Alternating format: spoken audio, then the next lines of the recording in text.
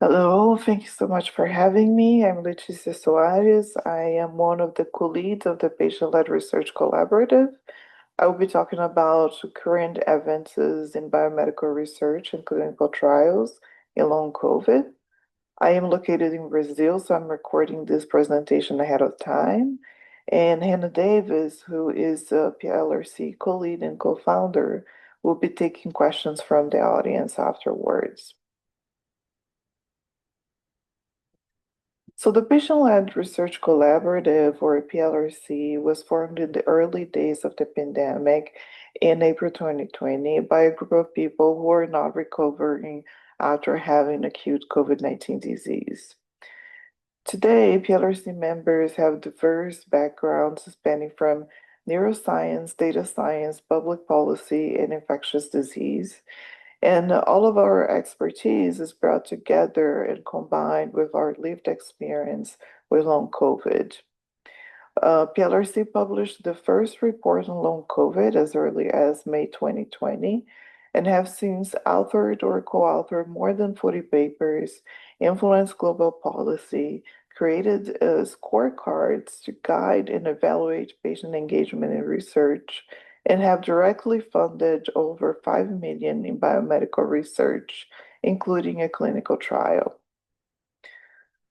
So I'll be walking through some of the latest epidemiological data, some groundbreaking mechanistic research in long COVID, and the current clinical treatment, clinical practice landscape, as well as a roadmap for future research.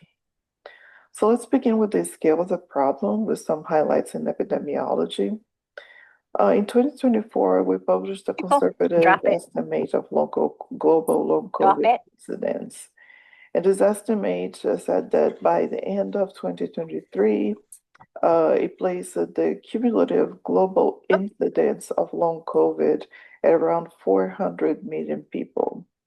This is a conservative estimate because this is likely an undercount, as it doesn't fully account for asymptomatic infections, lack of testing over the years, diminished testing, or COVID-19 reinfections, which we know increases the risk of long COVID. So despite some narrative that long COVID is decreasing over time, EHR data from 3 cohorts of the NIH Recovery Consortium show that 10 to 26% of adults, and this number varies depending on how long COVID was defined, and about 4% of children develop long COVID. With among children, there is a higher risk for adolescents between the ages of 12 and 17. So this cohort's data also show the long COVID risk is increasing over time and has been higher during recent years in the Omicron era compared to 2021, which makes a lot of sense given all the evidence that we have to date about reinfections increasing the risk of long COVID. So since 2024, there have been significant advances in describing long COVID in pediatric cohorts. And what we observe is that the impact of pediatrics is significant and often under-recognized, albeit lower than that of the adult cohort. So an Italian prospective study of over 1,300 children found that 23.2% had long COVID at 3 months. And while this prevalence decreased 7 to 1 over time, 7.1% still met the criteria for long COVID at 24 months of follow-up. And key risk factors were being over the age of 12, female sex, and having pre-existing comorbidities. In the Recover Pediatrics cohort, involving over 5,000 patients, they identified 14 symptoms more common in those with a prior infection.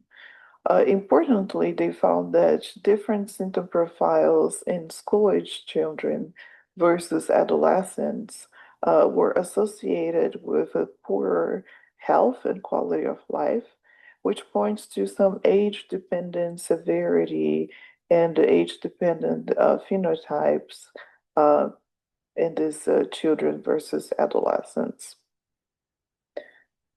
So furthermore, data from the 2023 National Health Interview Survey showed that 80% of children with long COVID experience activity limitation, with prevalence inversely associated with family income, meaning higher prevalence for pediatric long COVID in lower income households.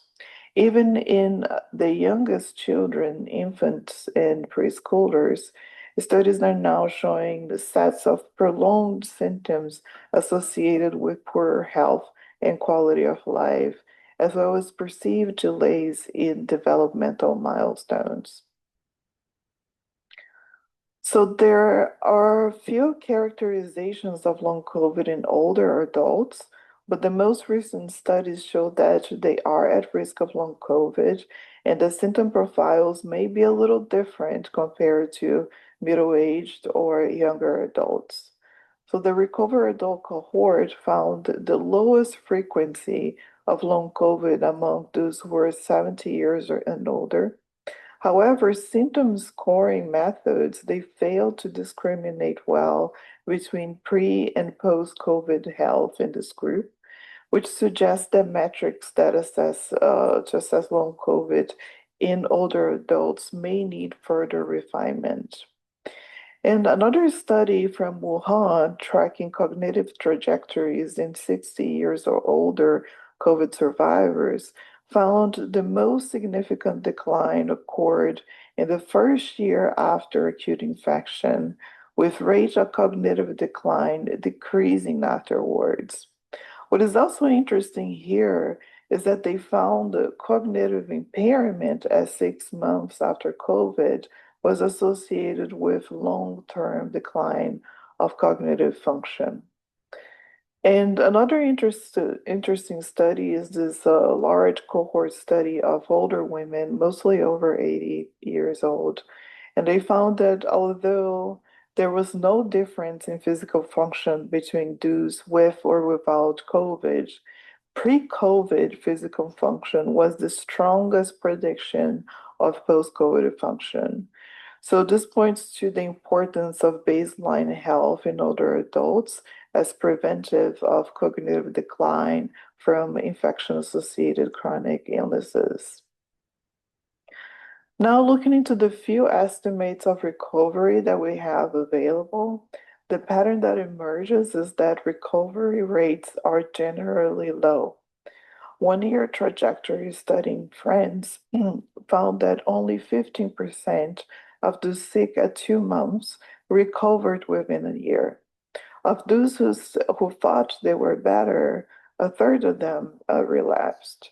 Another French study found 9% recovery after 24 months, with significant impacts on ability to work, with only 40% working full-time, 24% working part-time, and 36% of them did not return to work at all.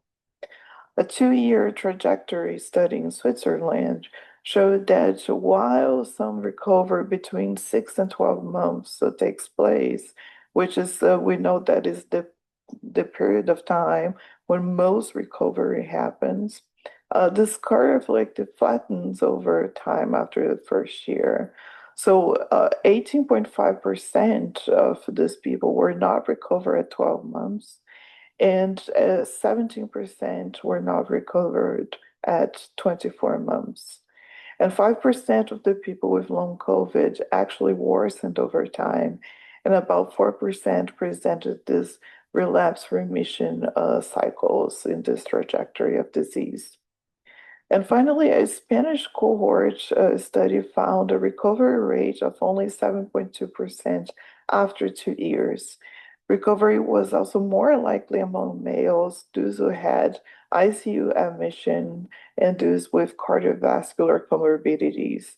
And recovery was less likely for those with symptoms such as neurocognitive dysfunction, muscle and abdominal pain, tachycardia, and insomnia.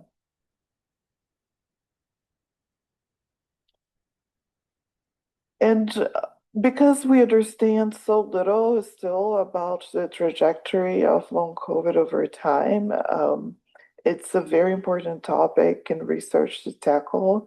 And we have launched a patient registry this year. And within this registry, we embedded a study to characterize disease trajectories in long COVID and other infection-associated chronic conditions where patients can join from anywhere in the world and report on their experiences every 3 months for a very quick and easy to fill out survey. So there are many opportunities for researchers to utilize this platform as well and get in contact with us if you're interested in potentially partnering. So a critical concerning area is the impact of reinfections on long COVID. A seminal work by Ziada Al-Ali's group in 2022 using VA data showed that 24.4% of reinfections resulted in long COVID, and that reinfections increased the rates of long-term health effects, including heart, lung, and neurological issues. Another important paper using data from more than 75,000 Chinese participants reported that although reinfections were milder in the acute phase, they were associated with higher incidence and severity of long COVID.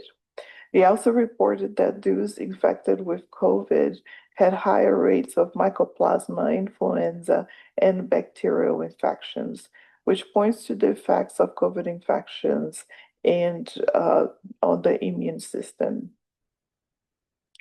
Our own patient-led international survey with over 3,300 participants found that reinfections were associated with a significantly higher odds of reporting severe fatigue, post-exertional malaise, reduced physical function, pure perceived immune health, and over 50 symptoms associated with long COVID, with all of these odds being higher in females versus males. This increased risk of long COVID with reinfections extends to children to pediatric cohorts. So this massive recovery HRA retrospective cohort study of over 400,000 young people found reinfections increased the risk of a long COVID diagnosis and a host of other conditions, including myocarditis, arrhythmias, thromboembolism, POTS, and cognitive impairment. So the evidence is very clear. Each COVID infection adds to the risk of long COVID, regardless of age. So the impact of long COVID on people is absolutely devastating. In our first published study, 2/3 of people had their work affected due to their illness.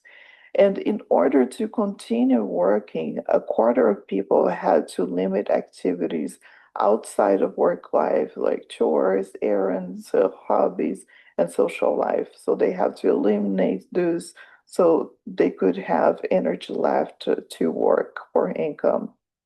And the economic cost to patients is that many receive less or no income due to inaccessible work or the symptoms that they are experiencing. And increased medical bills with a conservative estimate of at least like $8,000 extra per year in medical expenses, increased costs in things like childcare, delivery services, and transportation in order to survive and manage the disease. All of this is resulting in a great economic loss for people with long COVID. And what we observe as well is that people with long COVID have higher food and housing insecurity. Um, so this all summarizes the high impact of long COVID on people and their ability to participate in the society.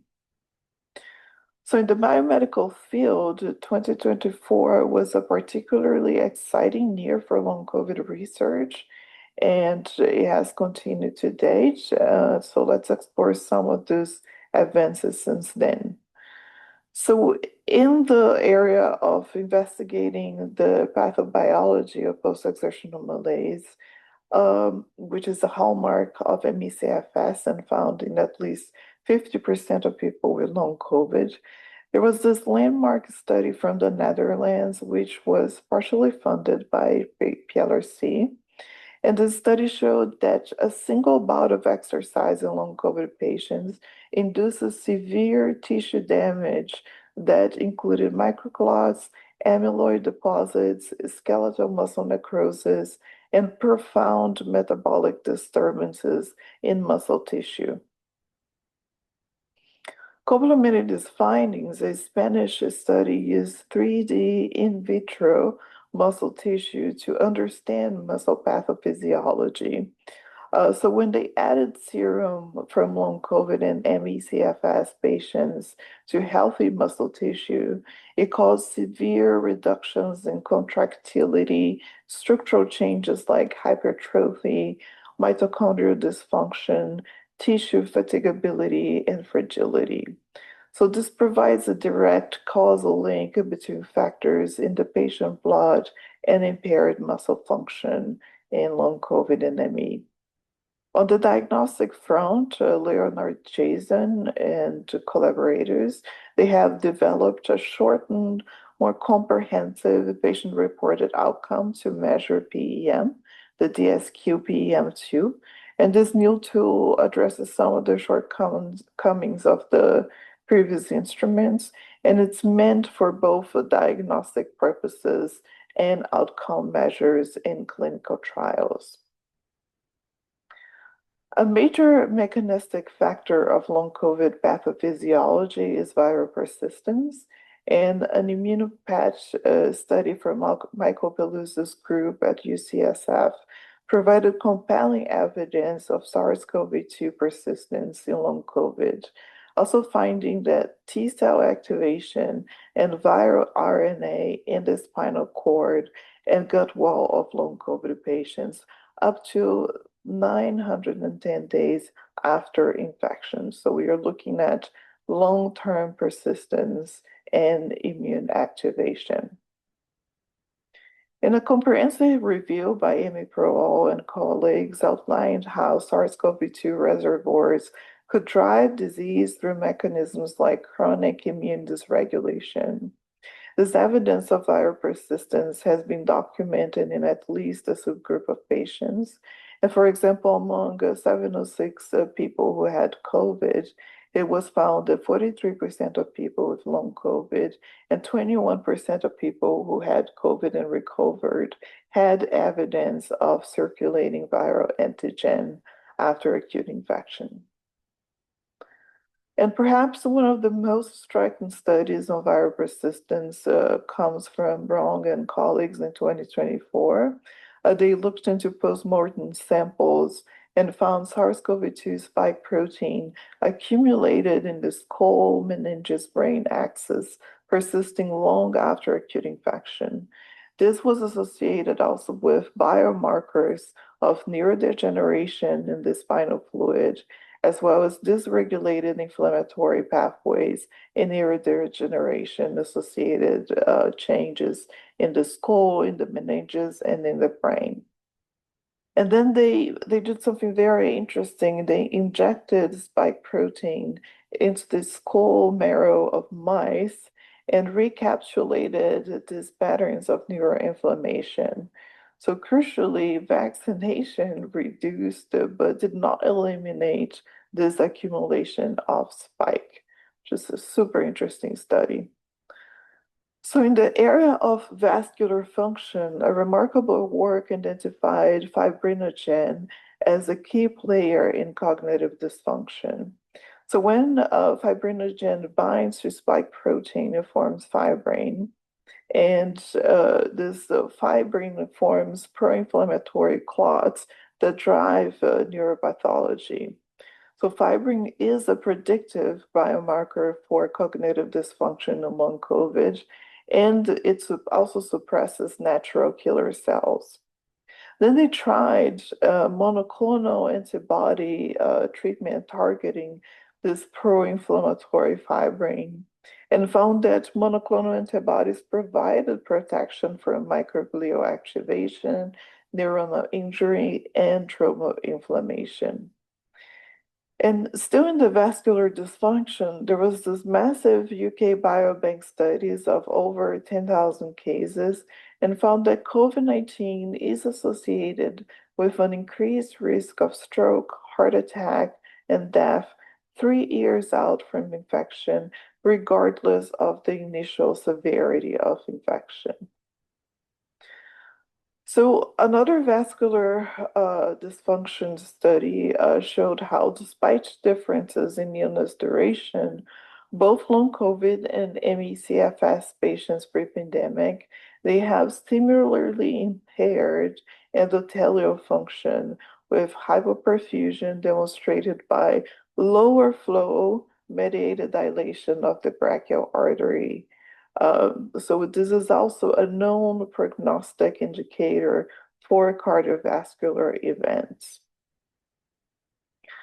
So there are several very cool, accessible, scalable new technologies that are emerging to detect microclots in long COVID, including a microfluidic device that showed 94% accuracy of microclot count. So using this microfluidic device, the authors show that children with long COVID have higher microclot counts, which correlates with persistent spike in the blood. And another promising technique to detect vascular dysfunction is nail fold video capillaroscopy. So this technique is detecting clear microvascular damage in patients versus healthy controls, showing dilated capillaries, microhemorrhages, and abnormal vessel shapes in people with long COVID.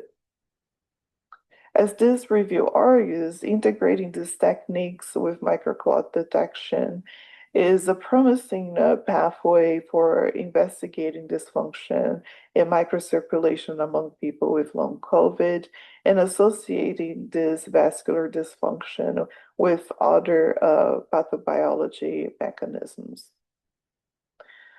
In the immune system, we see a profound dysregulation in the immune system of long COVID. And this incredible work by Akiko Iwasaki's group identified distinguishing features of immune profiling, including higher levels of antibodies against SARS-CoV-2 and latent viruses like mostly herpes viruses like EBV, and elevated non-conventional monocytes as well as lower cortisol in people with long COVID. There is also evidence of stark sex differences in these immune profiles in people with long COVID, with males showing decreased monocytes and dendritic cells, elevated natural killer cells, while females have increased exhausted T cells and higher antibody reactivity to herpes viruses. Females with long COVID also have lower testosterone levels than females without long COVID. There is also evidence of heightened immune activation and inflammation, specifically in female patients. There are sex differences in gene expression, with men showing downregulation of key tumor suppression genes, while women exhibit clear signatures of immune system dysregulation. In this study, they also found that females with long COVID have lower testosterone, and while males have lower estradiol. Altogether, this suggests that biological pathways of disease in males and females, they don't completely overlap, so this need to be looked separately.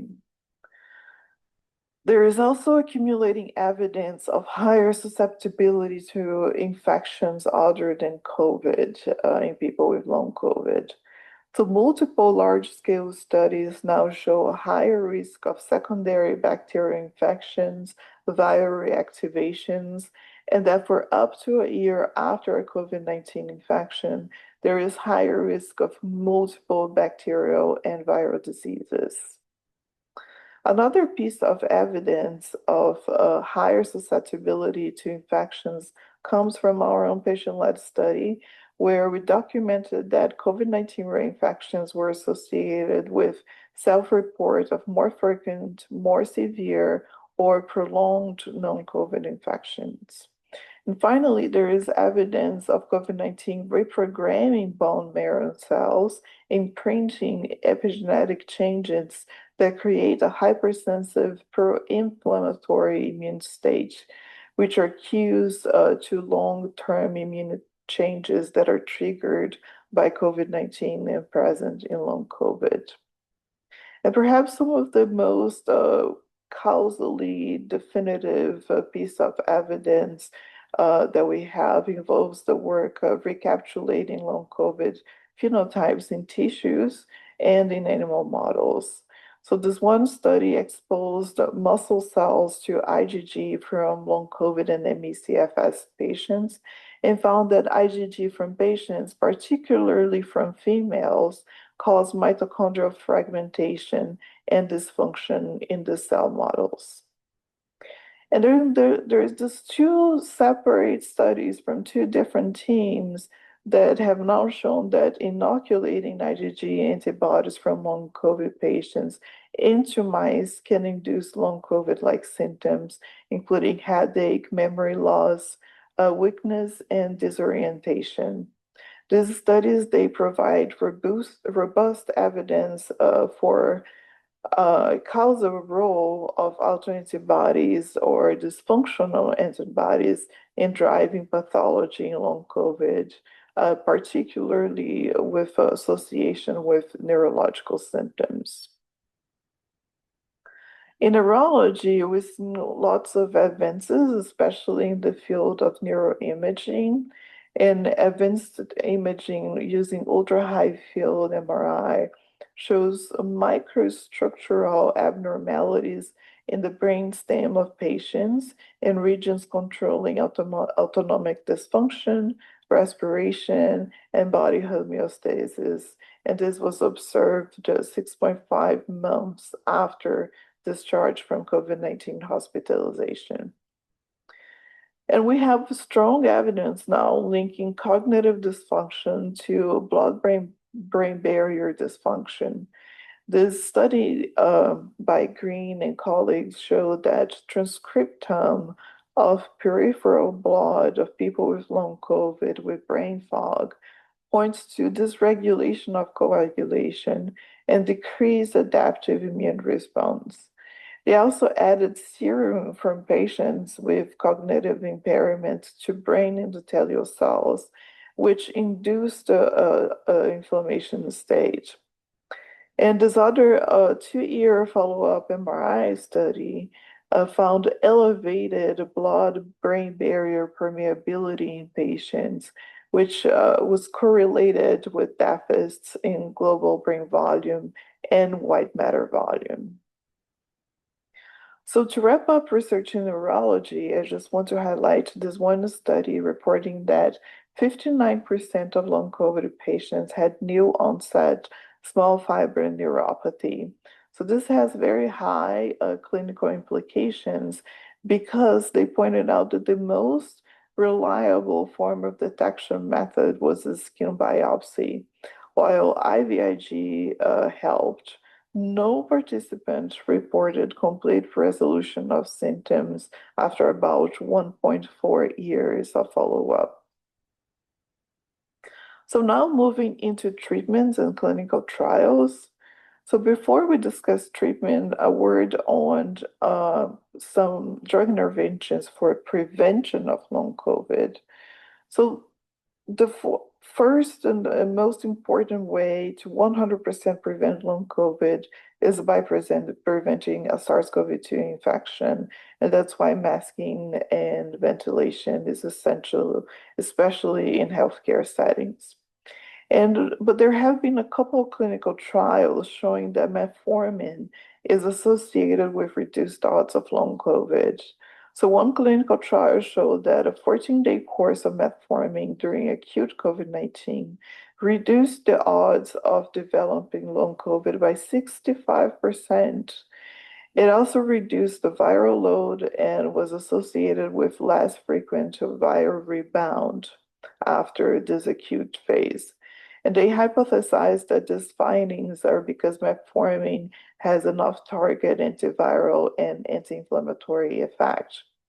Another super important study on prevention showed that mice inoculated with spike have synaptic dysfunction and aggregation of p-tau and alpha-synuclein, which are respectively associated with Alzheimer's and Parkinson's disease.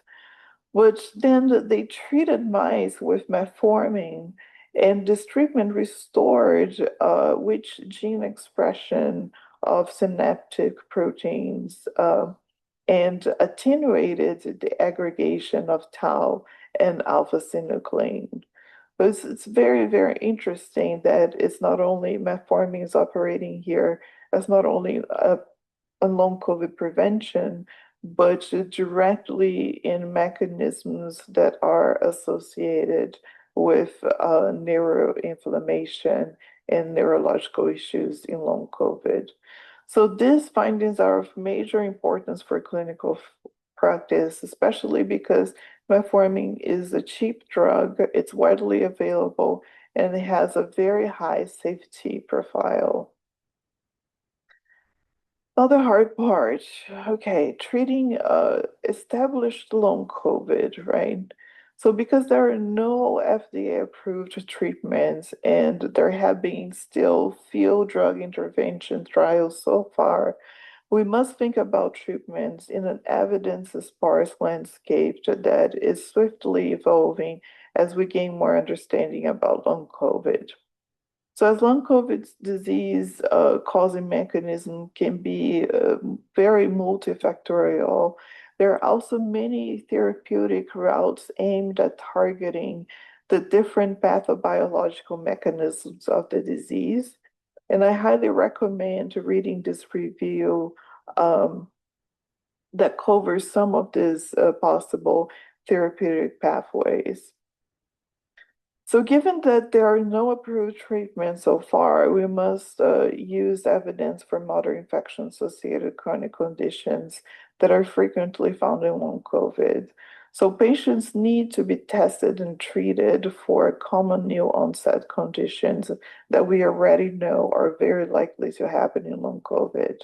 So this includes POTS, MCAS, small fiber neuropathy, and reactivated herpes viruses like EBV, sleep disorders, blood clotting, new autoimmune diseases, and new onset insulin resistance or diabetes.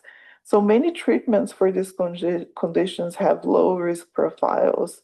And where risk profile is not low, there must be a consideration on the impact of quality of life in order to decide whether or not to try that treatment.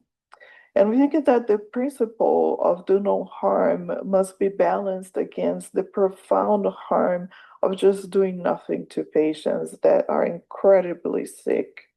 And as PLRC members argued in this STAT article, 1 in 5 drugs in the US are prescribed off label. So long COVID patients deserve the same consideration. And surveys like the patient-led PNAS study and clinical experience are generating lists of treatments that patients can benefit from.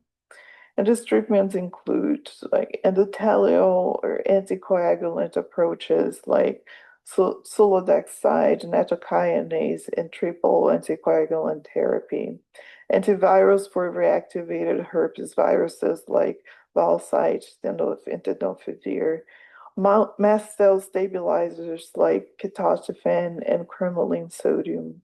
POTS treatments, and there is a range of options here, would include ivabradine, beta blockers, which there are several, midodrine, salt tablets, IV fluids, including saline, and compression garments. IVIG treatment, it's a bit hard to get approved by insurance, but it's effective in lots of patients. mastodon, which can help with PEM, muscle PEM, neuropathy, orthostatic intolerance, and POTS. Low-dose naltrexone, which can help with multiple presentations, fatigue, PEM, and insomnia. Low-dose Abilify, which will have an immunomodulatory effect, and guanfacine for cognitive dysfunction. Other treatments are being explored in the community and in undergoing clinical trials, and these include maraviroc, rapamycin, Truvada, extended courses of Paxlovid, monoclonal antibodies, nicotine patches, and stellate ganglion block. And very soon we are publishing a long COVID treatment guide, which we did in partnership with Rhythm, and that includes 30 treatment options alongside all existing evidence supporting the use of this treatments in long COVID. So keep a lookout for this guide. It's going to be published this year. I also would like to highlight that there is some excellent evidence-based clinical guides put together by clinicians with a lot of experience in care of people with long COVID and ME/CFS or other infection-associated conditions. So you do not need to reinvent the wheel. These are really, really good resources. So from a patient perspective, our community wants a prioritization of interventions that are potentially curative and that ideally both drug repurposing and new drug development should be pursued in clinical trials for long COVID. We also want trials that are riskier and that are focused on drug combinations. And this leads us to critical need for better clinical trials in the field. We also need to prioritize trial designs that advance the pathophysiological knowledge of the disease, which include trials designed with comparative groups of pre-pandemic infection-associated chronic conditions. And I added here one example of a small study on immune adsorption treatment in a group of patients. And this is the type of study that is a proof of concept. It is small, but provides very rich understanding of a specific pathobiological mechanism in long COVID and how we could potentially address it. And in clinical trials, we must also account for the design and prevent post-exertional malaise just due to trial participation. So patients should not have post-exertional malaise triggered just to be part of a clinical trial. And triggering PAM unless if it's by design and relevant to the hypothesis being tested. Otherwise, this is triggering PAM in clinical trials is something that is ethically fraught.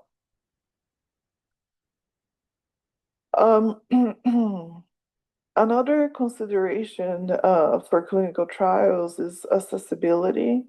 So make trials accessible, like requiring the research team to wear masks so that participants are not risking reinfections by participating.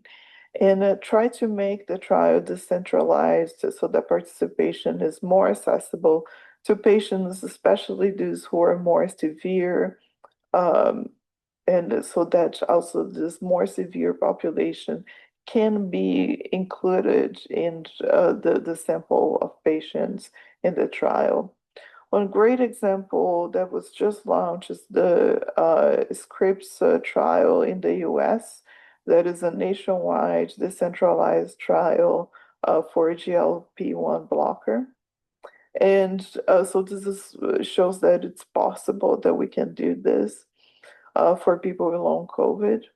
And other considerations are phenotypes and comorbidities like connective tissue disorders and reproductive health conditions and how they may impact the study. Inclusion and exclusion criteria must also be designed in a way that the final sample of patients represents the true heterogeneity of the illness across race, gender, age, and illness severity.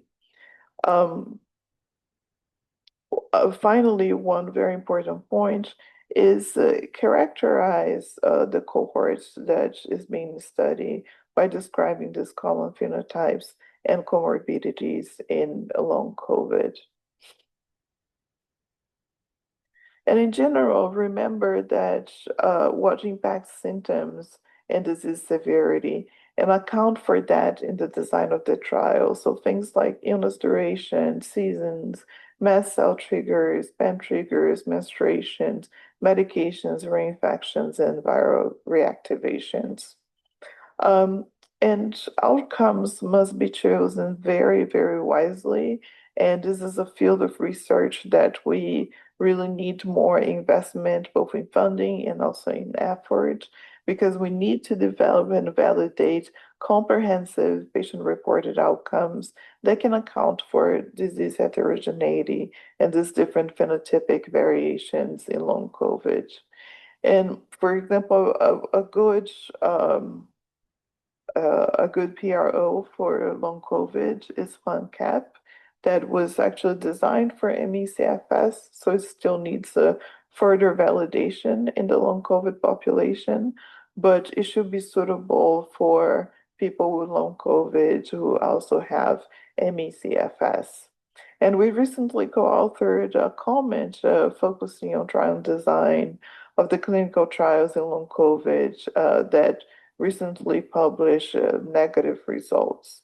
So we think that this may not be conclusive negative results because of issues with choice of outcome measures. So where do we go from here? So in our paper at Nature Medicine, we also proposed a roadmap for long COVID research and policy. So first, we need more mechanistic studies to direct the drug development. We must deepen our understanding of PEM pathophysiology and the sex differences we are seeing in the data.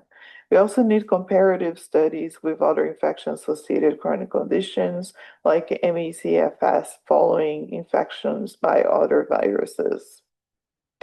Second, we urgently need validated diagnostics. This includes advanced imaging, definitive biomarkers, and the use of wearable biosensors to track disease activity and identify triggers of symptoms. We also need long-term longitudinal studies of people with long COVID, tracking and understanding factors associated with relapse, remission, and changes in baseline. And we also need to quantify the burden of non-communicable diseases due to long COVID. Fourth, we need innovation in clinical trials. This means large-scale platform trials with adaptive designs, testing combination of therapies.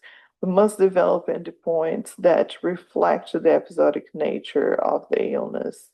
And finally, we need care delivery and health systems research to evaluate cost-effective care pathways and address the profound health inequities the long COVID has exposed and exacerbated.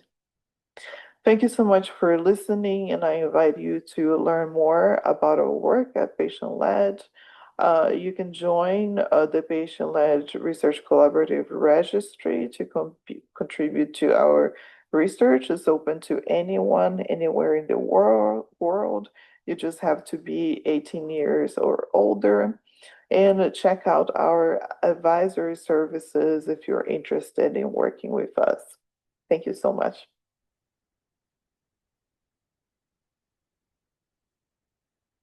All right. So that's it for the presentation. Does anybody have any questions today? I know a lot of our question askers aren't here at the session today. So if not, Hannah, did you want to talk a minute or two just about the patient-led research collaborative? I know when I looked on your website, like people can sign up. You want to just kind of let people know what there is to offer there? Sure. So we're an international group. We're about 55 patients right now, spanning almost every continent. We've worked really hard to be an international group. I think really early on we wanted to show that this was happening everywhere, as I'm sure all of you know. So we work with a lot of other long COVID organizations too, who have popped up in Japan and Chile and everywhere in Europe and elsewhere. We do a lot of patient-centered research, which means a couple things. Specifically prioritizing the topics patients are noticing in the community and are most interested in getting answers for.